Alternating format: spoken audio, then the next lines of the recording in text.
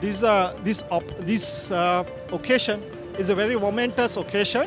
Sri Lankans gather here in Maldives, in Hulumale, in Greater Male, to show the solidarity and express appreciation, gratitude towards the whole nation of Maldives, Maldivians who rally around Sri Lanka during the worst disaster we came across after Ditwa cyclone.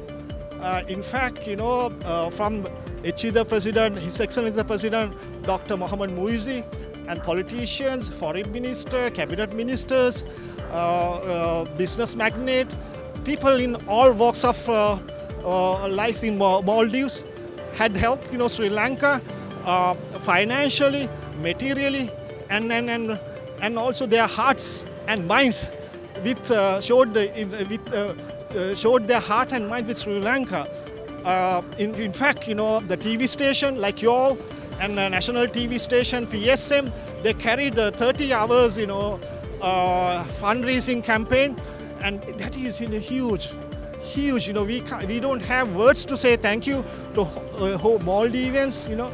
This occasion, this solidarity bond created a history in our relation between Sri Lanka and Maldives.